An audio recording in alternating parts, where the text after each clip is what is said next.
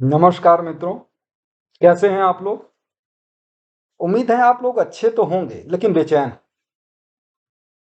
बेचैन इसलिए क्योंकि परीक्षा बहुत नज़दीक आ गई है और लग रहा है मन में कि अभी तैयारी हो नहीं पाई, बहुत सारी चीज़ें छूट गई हैं हमसे। तो इस बात को तनाव में रहने की ज़रूरत नहीं है, क्योंकि अगर तैयारी आपकी हो गई है, बहुत अच्छी बात है अगर आपको ये लग भी रहा है और हो भी गई है।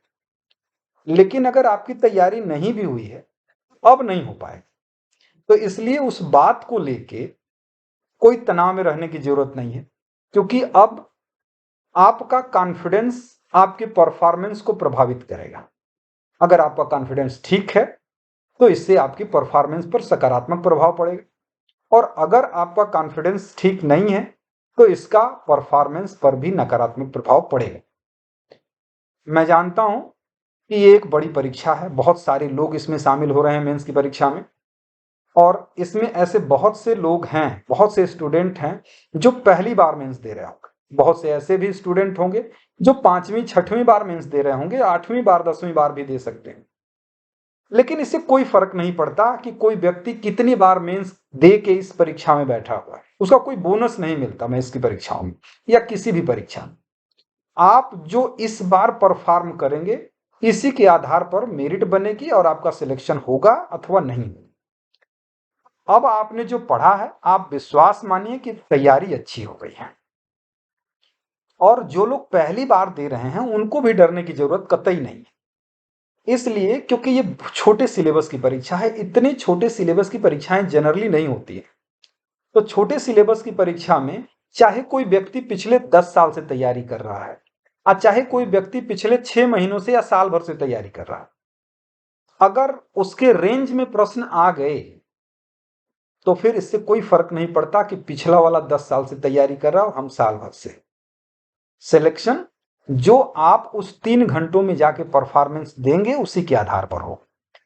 मैं इसी बात पर चर्चा करने वाला हूं कि आखिर आपको परीक्षा देने से पहले कौन कौन सी सावधानियां बरतनी चाहिए जो जरूरी है।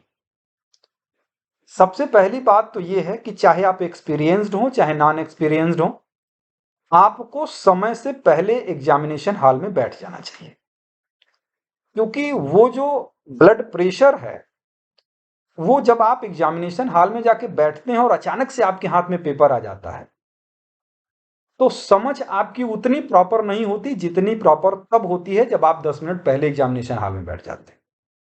और ये ट्राई आप एक आध पेपर में कर भी सकते हैं अगर आप पेपर को थोड़ा सा बिगाड़ने का रिस्क लेना चाहते हैं तो इसलिए समय से पहले पहुंचेगा एक बात।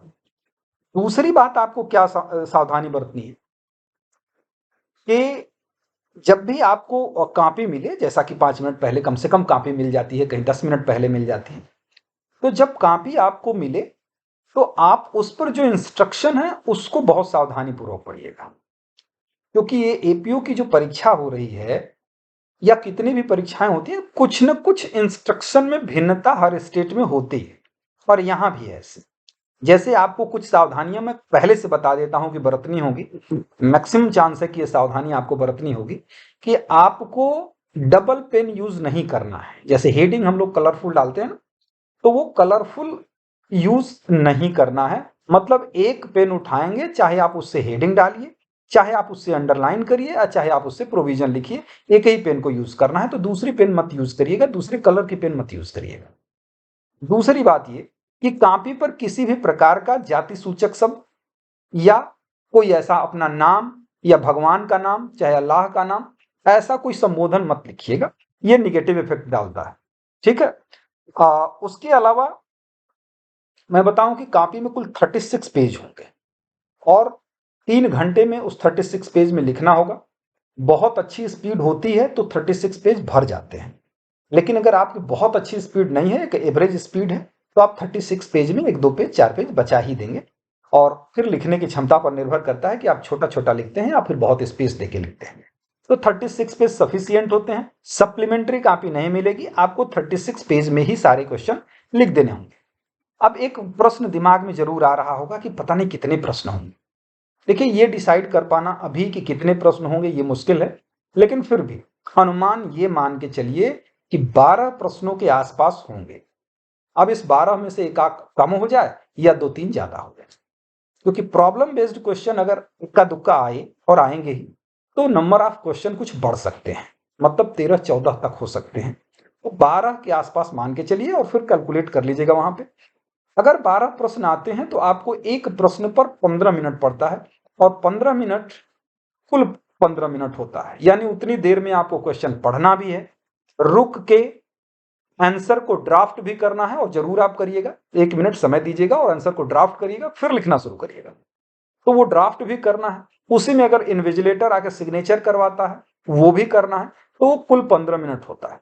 तो आप उस चीज का ध्यान रखेंगे, घड़ी निकाल के, या घड़ी हाथ में है तो आप घड़ी को हमेशा देखते रहेंगे, हर प्रश्न पर घड़ी देखेंगे कि आप किसी प्रश्न में कितना समय लगा रहे हैं। इससे बिल्कुल मत घबराइएगा, क्योंकि पहला प्रश्न थोड़ा ज्यादा समय लेता है। अगर 15 मिनट का एवरेज आपको लेके चलना है तो पहला प्रश्न 30 मिनट के आसपास पूरा ले जाएगा, क्योंकि शुरू करने में ही 10 मिनट लग जाते हैं, और 20 मिनट में तो आप लिखेंगे ही पहला प्रश्न, तो उससे मत घबराइए। लेकिन हाँ, उसके बाद उस एवरेज को मेंटेन करने की कोशिश करिएगा। पूरे प्रश्न करने हैं, एक ही प्रश्न को 10 पेज में लिख के कोई बहुत बड़ी बहादुरी नहीं करनी है, बहुत पेज भरने के चक्कर में नहीं रहना। कंटेंट्स ज्यादा झोंकने हैं, कंटेंट्स जितना ज्यादा लिखेंगे उतना ज्यादा नंबर मिलेगा। और क्वेश्चन को छोड़ने के लिए कभी मत दिमाग में लाइएगा कि नहीं आ रहा है तो छोड़ दें, कुछ ना कुछ लिख ही दीजिएगा उस पर। और अगर मान लीजिए प्रश्न आपका पूरा हो जाता है, मतलब आधा पेज से ज्यादा भी छूटा हुआ है, आधा पेज छूटा हुआ है, उस पर दूसरा प्रश्न मत करिएगा। उस पे जैसे कभी होता है कि क्वेश्चन नंबर 1 में ए और बी है, तो बी भी लिखना है तो आप फ्रेश पेज से शुरुआत करिए, उसी पेज पर मत शुरुआत करिए। तो हर नए प्रश्न के लिए नया पेज से उसको शुरुआत करना है। और अगर आप लोगों को फिर भी कोई सवाल पूछना होगा तो आप कमेंट में करिएगा, मैं कोशिश करूंगा कि आप लोगों के कमेंट का मैं रिप्लाई करूं, आप लोगों के डाउट को मैं क्लियर करूं। मुझे जो लगा कि ये सावधानी बरतनी चाहिए वो आपको मैंने बता दिया है। ये तैयारी को लेके बहुत तनाव में मत रहिएगा। 3 घंटे लिखने हैं, और 3 घंटे में जो ज्यादा अच्छा लिख देगा उसी का सिलेक्शन हो जाएगा। कितना आपने पढ़ा है, क्या चीज छूट गया, इससे कोई मैटर नहीं करता।